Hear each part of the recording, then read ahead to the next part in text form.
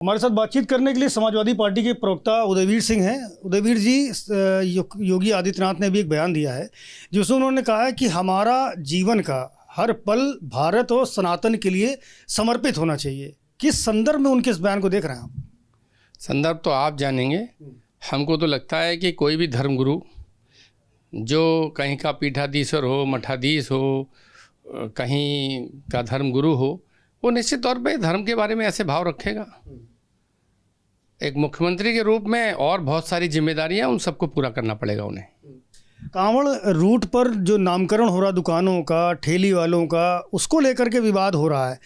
ये पूरा जो घटनाक्रम है, ये जो नियम लागू किया गया है, इस पर क्या प्रतिक्रिया देंगे आप? ये कोई विवाद नहीं है। विवाद तो आप लोगों के मन में है, इसमें कोई विवाद नहीं है। साधारण सी बात है कि 7 साल से कांवड़ यात्रा चल रही है इस सरकार के नेतृत्व में। ऐसी ज़रूरतें पहले नहीं पड़ी, इसका कोई इतिहास नहीं है, कोई बात सामने नहीं है। और अचानक पहचान को उजागर करने की बात की गई है। और ये पहचान सिर्फ धर्म तक सीमित नहीं है, ये जाति में भी है। इस समाज में छुआछूत रही है, ऊंच नीच का भेद रहा है। सरकारों की कोशिश रहती है कि उस भेद को पाटा जाए। सरकार उसे बढ़ाना चाहती है, यही सरकार की गलत सोच है। क्या लगता है ये जो अभी धर्म का विषय है कि भाई ये माना जा रहा है कि मुस्लिमों को टारगेट किया जा रहा है इस फैसले से, क्या वो जातियों में भी जाएगा इसका असर? मतलब जातियों के भी नाम डाले जाएंगे आगे भविष्य में? ऐसा भी कुछ समीकरण आप समझ पा रहे हैं इस फैसले के बाद? नहीं, समझने का क्या है, स्पष्ट है कि जो बड़ा छोटा मानता है, अपना पराया मानता है, वो सारी चीज़ें सामने आएंगी। जो जाति भेदभाव में विश्वास रखते हैं, क्या किसी ऐसी जाति का नाम देखकर, टाइटल देखकर, जिसको वो अपने से छोटा मानते हैं, उसे स्वीकार करेंगे? यदि सब स्वीकार कर लें तो फिर ये भेद रहेगा ही नहीं, फिर इस तरह के आदेश का कोई महत्व नहीं रहेगा। इसके महत्व तो इसलिए है कि बनाने वालों के दिमाग में भेद है। वो किसी को छोटा समझते हैं, किसी को बड़ा समझते हैं, किसी से के प्रति मोहब्बत दिखाना चाहते हैं, किसी के प्रति घृणा दिखाना चाहते हैं। इस फैसले के पीछे कांग्रेस पार्टी को लग रहा है कि जो 10 सीटों के बाई इलेक्शन है उसको प्रभावित करने के लिए भारतीय जनता पार्टी और सरकार ऐसा कुछ कर। कांग्रेस को क्या लगता है वो उनकी अपनी समझ है, हम उनके बारे में क्या टिप्पणी करेंगे। हमारी अपनी समझ है कि उनका न गवर्नेंस में विश्वास है, न विकास में विश्वास है, न डेवलपमेंट में विश्वास है, न सामाजिक सौहार्द में विश्वास है। जहाँ जहाँ इन आधार पे चुनाव हुए या कोई बात आई, वहाँ भाजपा को मुँह की खानी पड़ी। उनका बांटो, काटो, छांटो, लड़ाओ और कोई काम करने की आदत नहीं है, इसलिए बार बार इस तरह का एजेंडा लाते हैं। उसी पुरानी आदत के तहत कुछ ट्यून इन कर गए हैं अधिकारी भी, इसलिए ऐसी चीज़ें आई।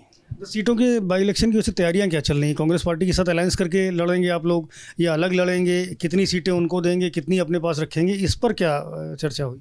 हमारी उनसे मित्रता है।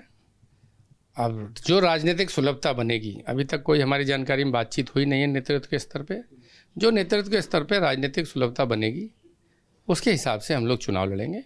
और निश्चित तौर पे दोनों दलों की शीर्ष नेतृत्व के बीच में जो सहमति बनेगी, उसके हिसाब से मित्र भाव है हमारा और हम उनके साथ हैं, वो हमारे साथ हैं। उस भाव के देखें, उस भाव के हिसाब से जो तय करेंगे राष्ट्रीय नेतृत्व।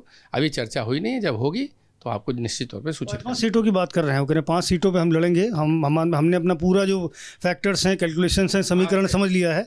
5 सीटों की दावेदारी की है। ऐसी आपसे बातें हुई होंगी, दल के स्तर पर न उनकी तरफ से कोई बात आई है, न हमारी तरफ से कोई गई है। मैनपुरी के करहल में अभी सुबह नगर पालिका के चेयरमैन के जो मैरिज हॉल था, उस पर बुलडोजर चलाया गया है। ये बताया गया है कि ये तालाब की ज़मीन को पाट करके बनाया गया था, अवैध निर्माण था जिसको गिरा दिया गया है। नक्शा तो मुख्यमंत्री आवास का भी पास नहीं है। और कार्रवाई करने से पहले प्रॉपर नोटिस होना चाहिए, आदमी को जवाब देने का मौका होना चाहिए। कानून में हर व्यक्ति को अपनी बात रखने का अवसर भी न्याय संगत होता है। जो नेचुरल जस्टिस है उसके नियम बताते हैं कि आदमी को अपनी बात कहने का मौका होना चाहिए। रात को नोटिस देके सुबह जो गिराते हैं, ये द्वेष भावना से की गई कार्रवाइयाँ हैं। और इस परिप्रेक्ष्य में ये जो नीति है, इससे बहुत लोगों के घर बनाने में लोगों की ज़िंदगी लग जाती है, व्यापार करने में, व्यापारिक प्रतिष्ठान बनाने में ज़िंदगी लग जाती है।